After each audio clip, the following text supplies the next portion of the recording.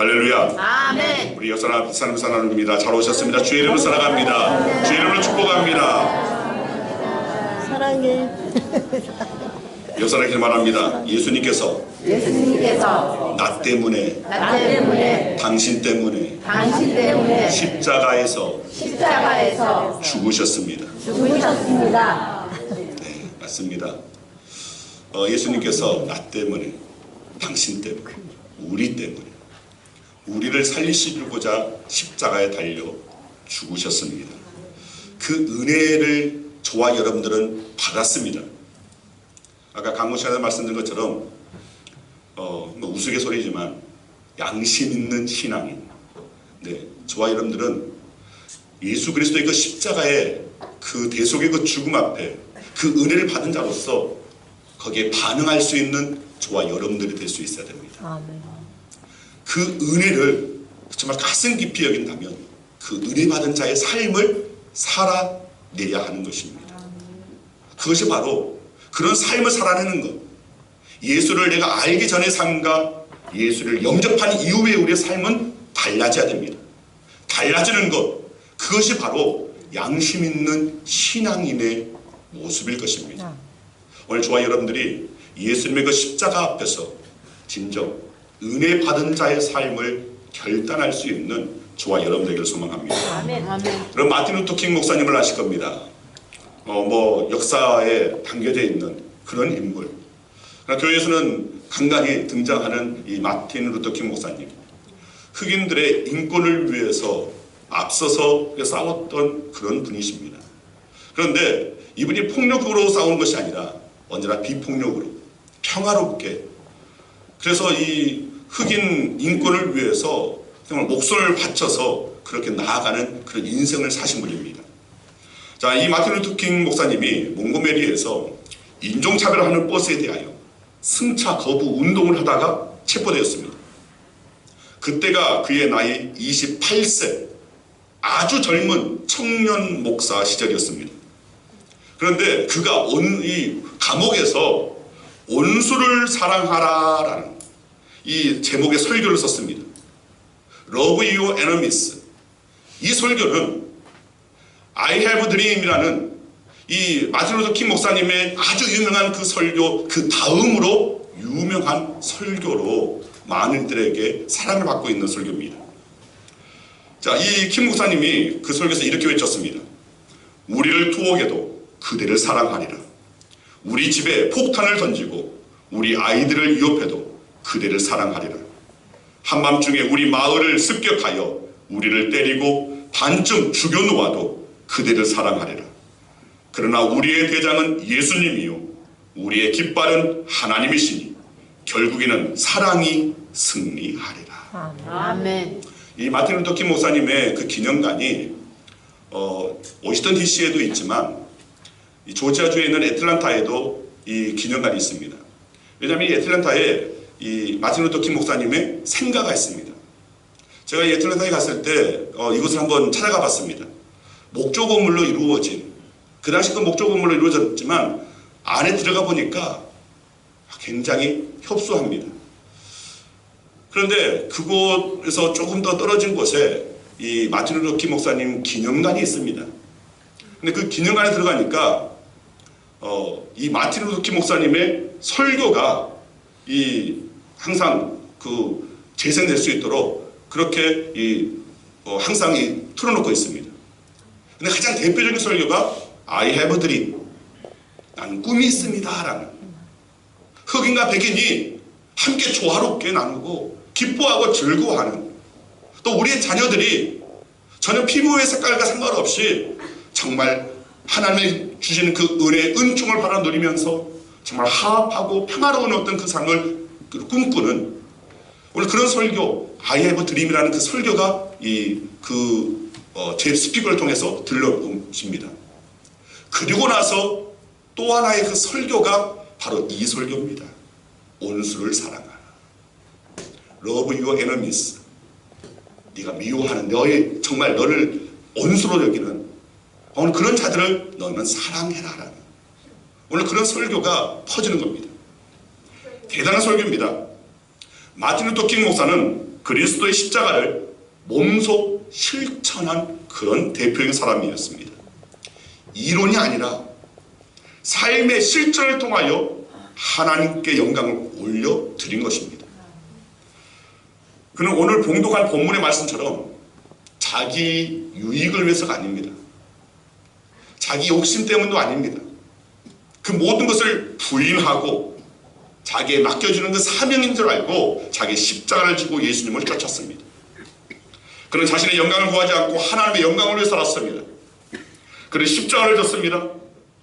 그 대가로 그의 삶은 사실은 곤고하게 보였습니다.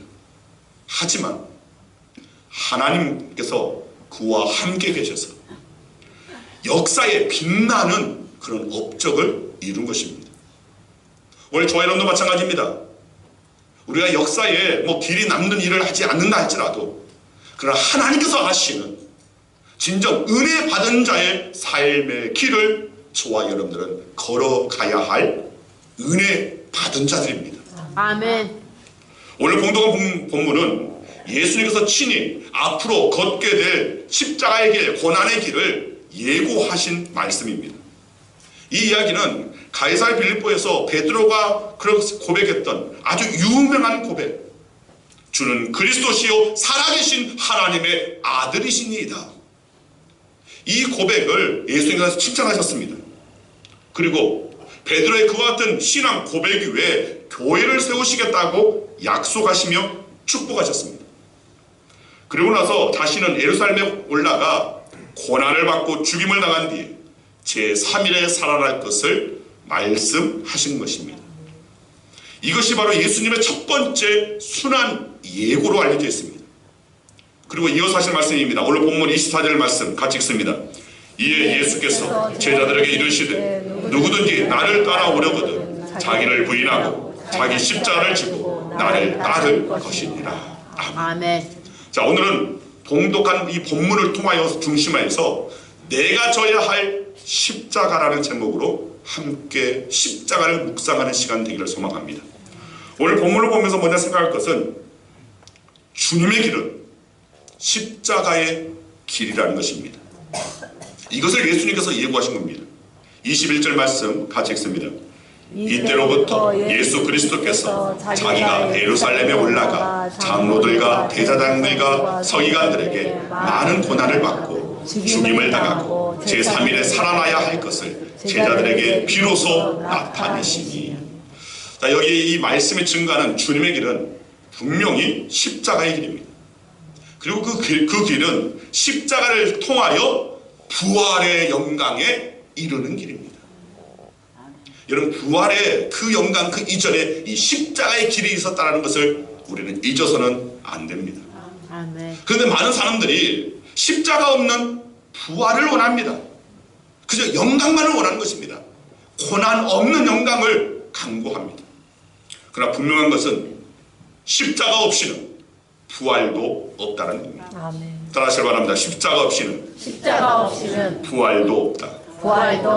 고난 없이는 영광도 없다. 네, 맞습니다. 부활의 영광은 바로 이 십자가 고난의 결실이라고 할 수가 있는 것입니다. 수고의 땀을 흘려야 결실을 얻을 수 있는 것처럼 십자가의 수고를 감당해야 부활의 영광에 참여할 수 있는 겁니다. 시편 기자의 고백처럼 눈물을 흘리며 씨를 뿌리는 자가 기쁨으로 그 열매를 거둘 것입니다. 울며 씨를 뿌리는 자가 정녕 기쁨으로 단을 가지고 돌아오게 된다는 것입니다. 그러나 많은 사람들이 주님을 따르면서도 주님의 길을 바로 이해하지 못하고 있습니다. 예전 어떤 목사님의 설교 가운데 충격을 받은 그런 말씀이 있습니다. 자, 장학의 일찌감치 뛰어났는데 예수님은 십자가를 지고 가셨는데 요즘 사람들은 십자가를 타고 다닌다. 무슨 말인지 아시겠습니까? 여러분, 십자가는 지고 가는 것이지 타고 다니는 것이 아닙니다. 예수님은 십자가를 지고 가셨는데 예수를 믿고 자신의 만족만을 구하고 욕심을 구하고 세상적인 욕망과 출세만을 요구한다면 이것이 바로 십자가를 타고 다니고자 하는 모습이라는 겁니다.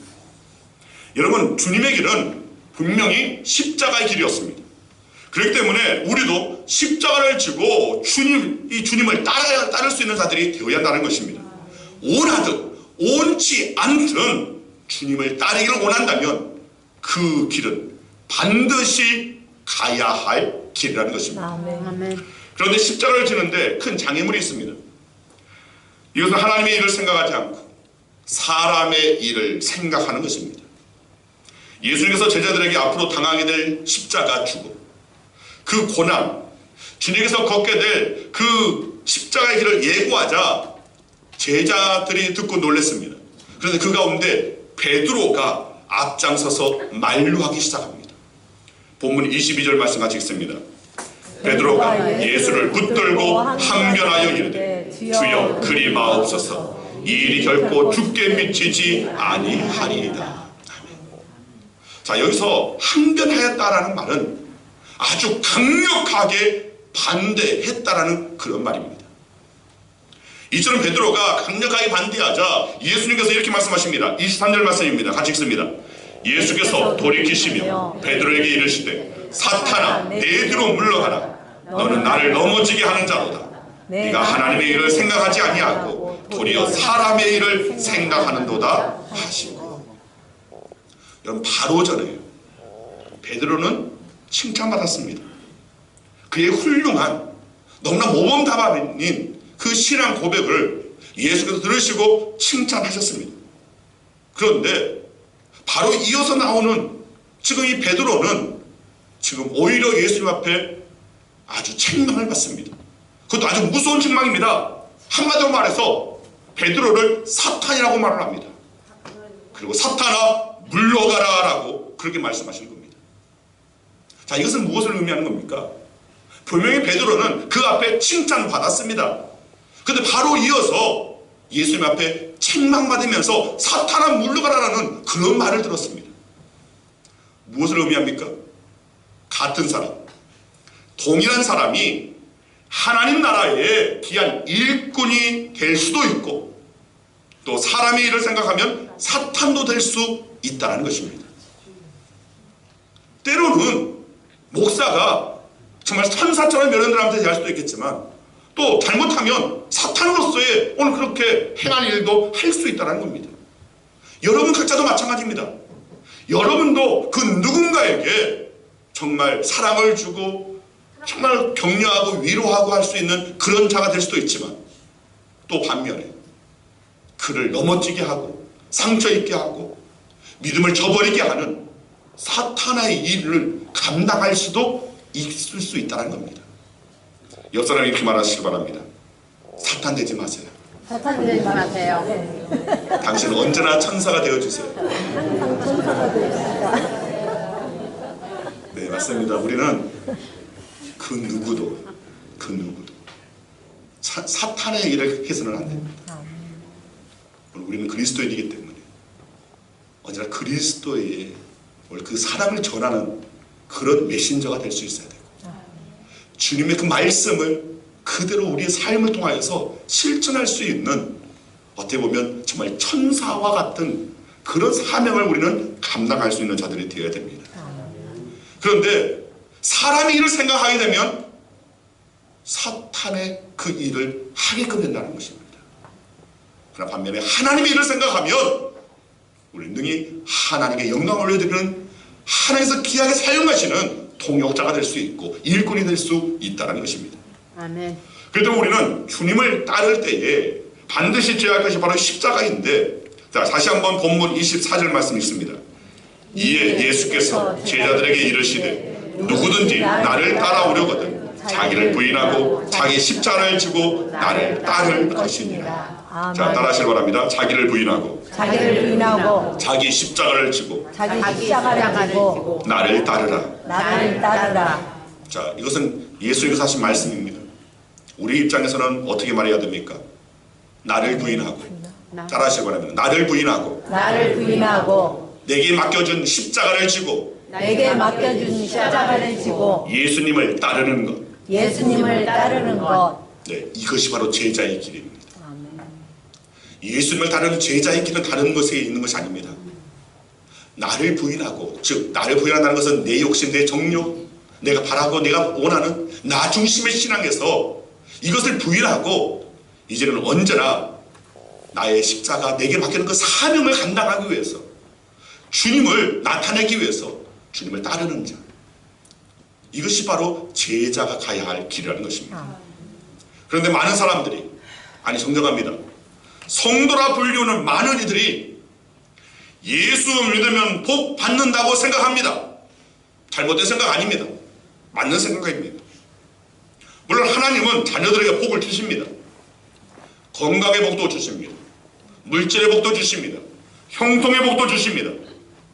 이것을 부인해서는 결코 안 됩니다. 맞는 생각입니다. 이것을 부인하면 지금도 내 삶에 역사하시는 하나님을 부정하는 것이 됩니다. 예수 그리스도는 지금도 여전히 살아계시고 우리에게 복 주시는 분이십니다. 그런데 문제는 무엇이냐? 복 주시는 분으로 아는 것은 정말 맞는 것이지만 그 아는 것을 통하여서 복만을 구하는 것이 잘못된 것입니다. 지금도 우리는 우리의 기도를, 우리의 간구를 들으시고 응답하시는 주님 앞에 있습니다. 예수님은 언제나 우리의 필요를 채워주시는 분 분명합니다. 그러나 이것이 신앙생활, 우리 신앙생활의 목적이 되어서는 안 된다는 것입니다. 물론 복 받는 것은 하나님의 은총을 증거하는 한 방편이 될 것 분명합니다. 그러나 이것이 전부가 아닙니다. 하나님께서 왜 복을 주시는지를 알아야 됩니다. 아멘. 그것은 주님을 위하여 십자가를 지라는 것입니다. 이제 우리 신앙에는 변화가 필요합니다. 복 받는 것으로 만족하지 말고 받은 복으로 주님께서 내게 맡겨진 그 십자가, 그 사명을 내가 감당하고 오직 주님을 섬기는 성도가 되어야 하는 것. 아멘. 이것으로 변화되어야 한다는 겁니다. 그런데 주님을 따르려면 먼저 자기를 부인하라고 하십니다. 누구든지 나를 따라오려거든 자기를 부인하고, 이 말은 육신의 모든 일을 포기하고 금욕생활을 하라는 것이 아닙니다. 이것은 하나님의 뜻이 아닙니다. 하나님은 우리의 육신 하나님께서 주신 것입니다. 분명히 하나님께서 주신 것, 이 육신을 가지고 우리는 살아갑니다. 그 육신을 가지고 살아가는 우리의 삶도 하나님이 주신 것이요 하나님의 영광을 위한 좋은 기회가 되는 것입니다. 그렇기 때문에 자기를 부인하라는 것은 우리의 삶을 포기하라는 것이 아닙니다. 그렇다고 무관심하라는 것도 아닙니다. 자기를 부인하라는 것은 삶의 목적을 자신에게 두지 말고 하나님께 두라는 것입니다. 아멘. 공부하는 목적도 마찬가지입니다. 하나님께 두어야 됩니다. 혼자 잘 먹고 잘 살기 위해서 그렇게 공부하는 것이 아니라는 겁니다. 분명히 목적을 하나님께 두어야 한다는 겁니다. 아멘. 취업하는 것도 마찬가지입니다. 결혼하여 가정을 꾸리는 것도 마찬가지입니다. 그 모든 목적을 하나님께 두어야 합니다. 하나님의 영광을 위하여 열심히 해야 됩니다. 직장 생활도 그렇고 사업의 목적도 하나님께 두어야 됩니다. 아멘. 여러분의 각 가정의 목적도 하나님께 두어야 됩니다. 아멘. 운동을 하더라도 하나님의 영광을 위해서, 좀 더 심하게 말하면 숨 쉬는 것도 하나님의 영광을 위하여. 왜냐하면 우리가 숨 쉬는 우리의 육신도 하나님께서 주신 것이라 인정한다면 아멘. 우리는 하나님의 영광을 위하여라는 이 목적을 분명히 해야 한다는 것입니다. 아멘. 예수님은 주님을 따르려면 자기 십자가를 져야 한다고 하셨습니다. 예수님은 사람마다 감당할 만한 십자가를 주십니다. 우리가 감당하지 못하는 이유는 힘에 겨워서가 아닙니다. 분명히 하나님께서는 감당할 수 있는 것만 우리에게 맡겨주십니다. 우리가 십자가를 감당하지 못하는 것은 바로 삶의 목적을 자신에게 두고 세상의 안위를 구하기 때문입니다. 여러분, 물론 십자가의 그 의미는 고통스러운 것입니다. 그것은 분명한 사실입니다. 그러나 삶의 목적을 하나님께 둔다면 능히 우리는 감당할 수 있는 것입니다. 아멘. 우리 십자가는 주님의 십자가에 비하면 아무것도 아닙니다. 어떤 때는 별것도 아닌 것을 십자가를 쓴다고 하는 것이 정말 죄송스럽기까지 합니다. 그리고 남의 십자가는 가벼워 보이고 나의 십자가는 무거워 보이는 착각도 합니다. 떡은 남의 떡이 커 보이고, 네, 맞습니다. 왠지 남이 갖고 있는 그 떡 더 커 보이고 더 보암직하고 먹음직스럽고 탐스럽게까지 하는, 마치 우리에게 선악과처럼 다른 사람의 손에 들리면 그렇게 보인다는 겁니다. 그런데 고통은 나의 고통이 더 커 보입니다. 내가 당한 고난이 이것이 전부인 것처럼. 그런데 내가 당하는 고난이 이것은 정말 큰데 왜 몰라주냐 하는 것입니다. 십자가도 내가 지는 십자가가 더 무거워 보이는 겁니다. 그래서 불평이 생깁니다.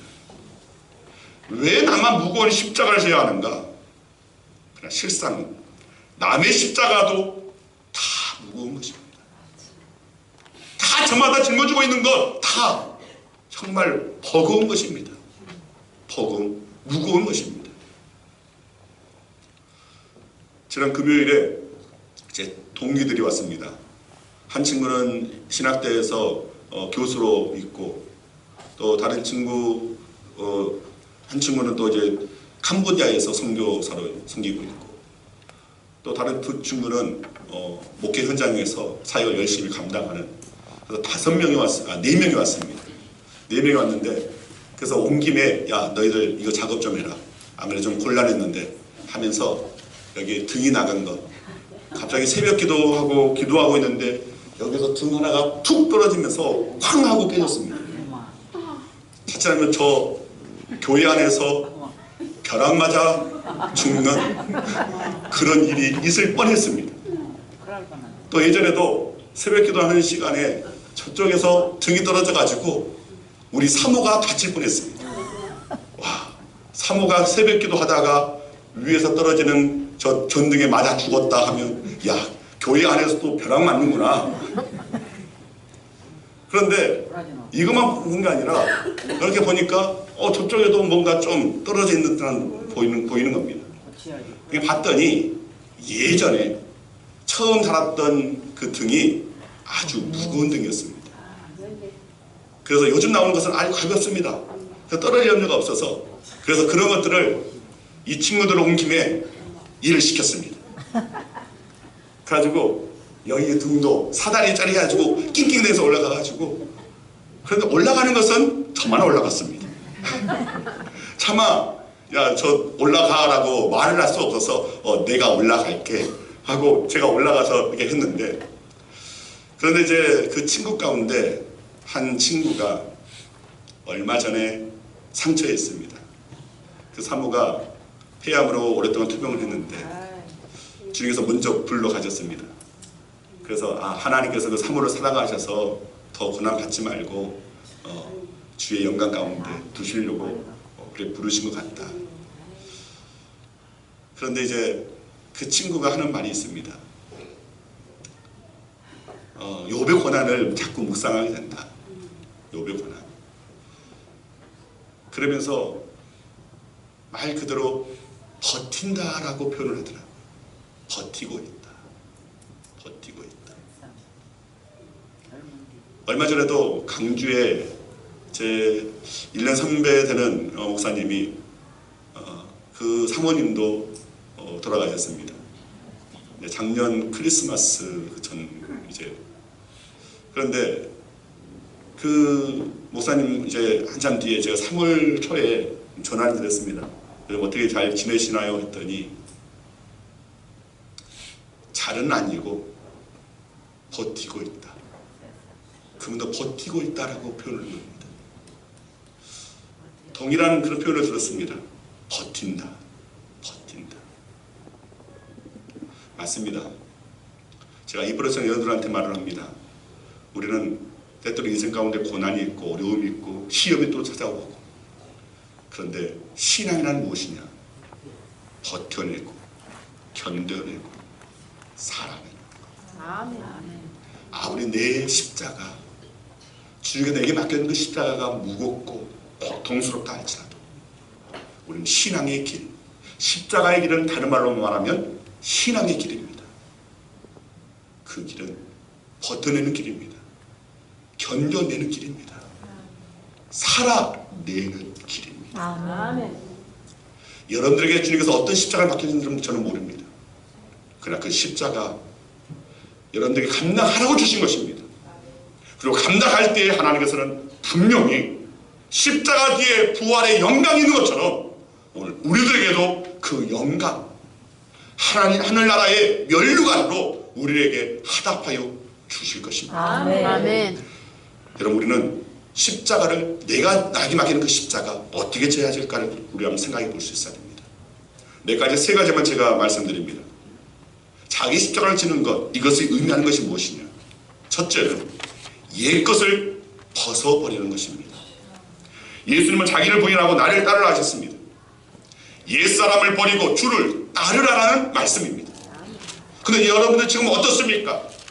나는 여전히 내 안에 옛사람이 있지는 않는지 달라진 삶, 주를 따르는 삶이 되어야 되는데 여전히 옛사람의 나중심. 여러분, 신앙생활은 하나님의 백성으로 입문한 것입니다.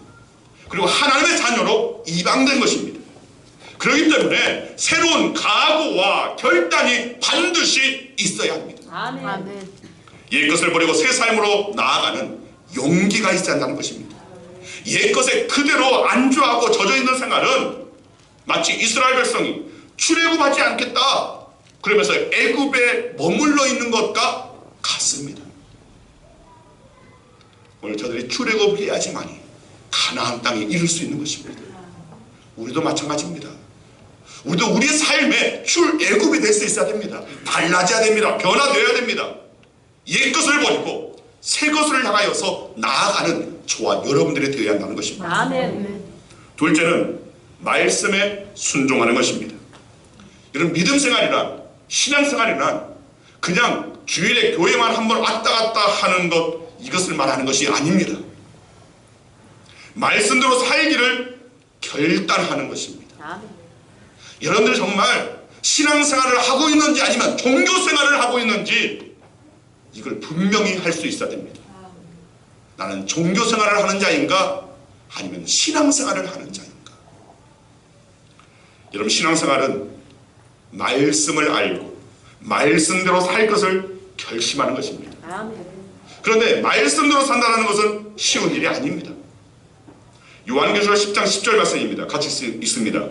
내가 천사의 손에서 작은 두루마리를 갖다 먹어버리니 내 입에는 꿀같이 달아 먹은 후에 내 배에서는 쓰게 된다. 자, 듣는 것은 은혜스러워도 행하는 것은 힘들다라는 고백입니다. 말씀대로 사는 것 사실 힘듭니다.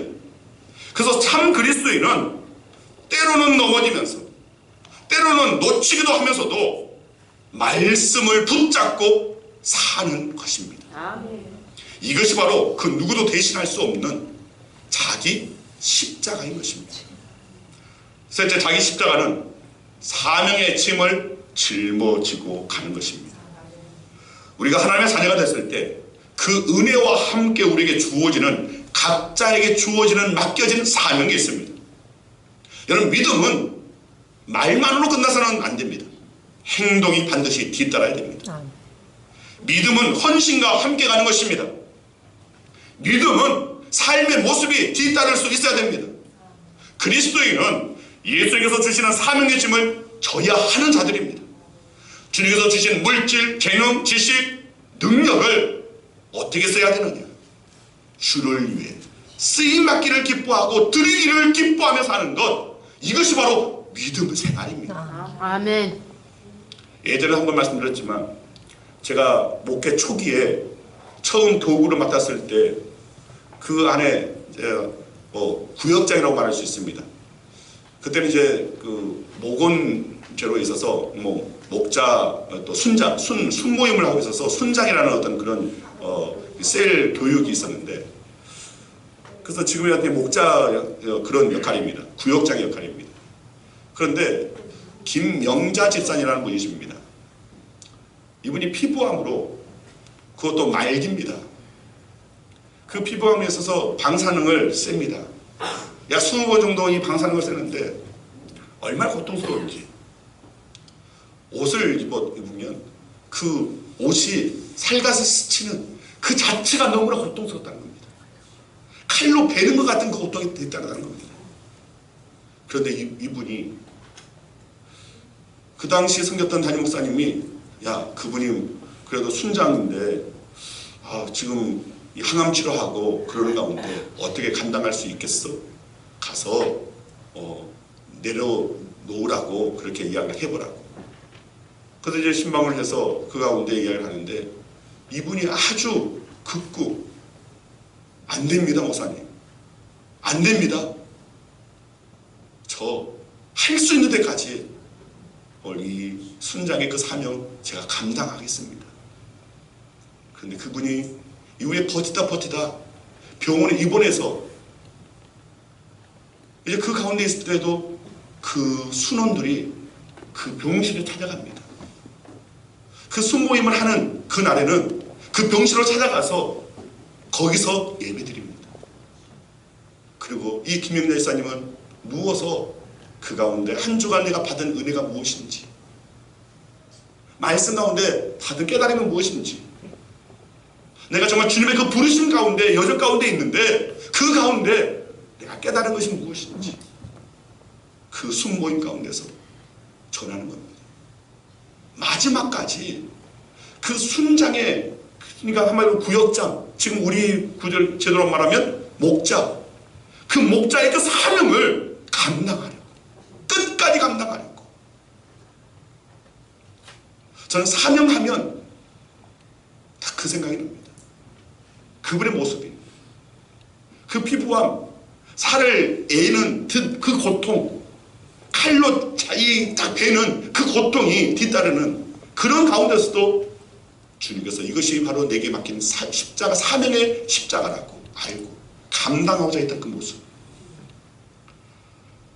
여러분, 바울 사도는 자신의 인생의 끝자락에서 이렇게 고백했습니다. 디모데후서 4장 7절 8절입니다. 함께 읽습니다. 나는 선한 싸움을 싸우고 나의 달려갈 길을 마치고 믿음을 지켰으니 이제 후로는 나를 위하여 의의 면류관이 예비되었으므로 주 곧 의로우신 재판장이 그날에 내게 주실 것이며 내게만 아니라 주의 나타나심을 사모하는 모든 자에게 도리라. 아멘. 여러분, 이 고백은 자신의 십자가를 짊어진 자만이 할 수 있는 고백입니다. 이 고백을 저와 여러분도 했으면 좋겠습니다. 이번에 온 친구들 가운데 한 친구가 이렇게 말합니다. 어떻게 군산에 오게 된다고? 야, 너 서울에 있다가 또 대전에 있다가 또 이렇게 어떻게 군산에 와 있냐? 이렇게 이야기를 하는 겁니다. 친구들끼리 있다 보니까 이게 사투리가 편하게 나오는데, 그래서 제가 그랬습니다. 하나님께서 부르셨으니까 결국은 여기에서 내가 뼈를 묻어야겠지. 그랬더니 하는 말이, 뼈를 묻는다니까 아멘 안 하시네. 그 지금 하는 말이, 야, 그런 말 쉽게 하지 마. 언제도 하나님께서 또 다른 곳으로 부를지도 몰라. 기대해봐. 이러는 겁니다. 그래서 아니라고. 하나님께서 내게 이 양문교회를 또 성도를 섬기는 것이 내게 주어지는 십자가 아닐까. 여러분들은 제가 짊어질 십자가, 그렇다고 해서 부정적인 의미로 이 고통 덩어리들 이것이 아닙니다. 여러분들이 바로 저한테는 제가 사명의 그 길을 걸어가는, 어떻게 보면 오늘 동력자들이고 또 동력이 되는 그런 의미에서 저한테는 여러분들이 또 우리 양원교회가 제게 맡겨진 기쁨의 십자가일 겁니다. 오늘부터 고난주간입니다. 여러분, 고난주간은 주님의 십자가의 고난에 참여하는 기간입니다. 만약 우리가 이 기간마저도 이런 저런 이유로 무관심하게, 무심하게 보낸다면 우리 믿음은 근본 없는 믿음, 뿌리 없는 믿음이 되고 말 것입니다. 자기 십자가를 질 줄 알아야 됩니다. 아멘. 내려놓아야 할 것들 십자가 아래 내려놓고 바라봐야 할 주님을 바라볼 수 있어야 됩니다. 아멘. 모든 변명과 핑계의 말들을 내려놓고 모든 바쁜 일정들 잠시 물리고 십자가를 바라보는 것, 그런 기간이 될 수 있어야 됩니다. 그리고 십자가 후에 부활이 있듯이 믿음으로 자기 십자가를 지는 성도들에게 주님께서는 은혜 충만으로 채워주실 줄 믿습니다. 아멘. 오늘 십자가 행전을 할 때 여러분 잠시 잠깐이라도 한번 십자가를 짊어지시길 바랍니다. 오늘 그 십자가를 한번 끌어보시길 바랍니다. 그러면서 여러분들 십자가의 길을 여러분들을 돌 때에, 짊어지고 돌 때에 묵상하시길 바랍니다. 내게 맡겨진 십자가는 무엇일까? 우리는 흔히 잘못되게 자기 자식을 아유 저놈이 내 십자가야, 내 십자가야, 이렇게 표현을 하는데 그것은 십자가가 아닙니다. 여러분, 우리가 짊어질 바로 하나님께서 우리에게 맡기신 사명을 감당하라는 십자가, 그것을 기쁨으로, 고통으로 여길 것이 아니라 기쁨으로 나를 충성되게 여겨서 내게 맡겨주신 그 십자가를, 그 십자가가 무엇인지, 내가 기쁨으로 짊어져야 할 그 십자가, 내가 목숨을 바쳐서라도 감당해야 할 그 십자가, 그 십자가가 무엇인지를 여러분 각자가 답을 찾아낼 수 있어야 됩니다. 제가 답을 찾아낼 수는 없습니다. 그 누구도 여러분들에게 당신의 십자가는 이것이야 라고 말할 수 없습니다. 여러분 각자에게 하나님께서 맡긴 십자가이기 때문에 여러분들이 찾아내야 됩니다. 분명히 예수께서 말씀하셨습니다. 자기를 부인하고 자기 십자가를 지고 주님을 따르라 하셨습니다. 그 다음 우리가 먼저 알 것은 내게 맡긴 십자가가 무엇인가, 그걸 알아야 합니다. 이번 한 주간 또 오늘 십자가 행진 때에도 그 십자가를 묵상하시길 바랍니다. 내가 짊어져야 할 십자가가 무엇인가, 이것을 찾아내시고 그것을 분명히 내가 반드시 감당하리라, 이 십자가를 내가 짊어지리라, 완주하리라 하는 믿음의 결단이 있어지는 저와 여러분 되기를 간절히 주의 이름으로 축원드립니다. 아멘.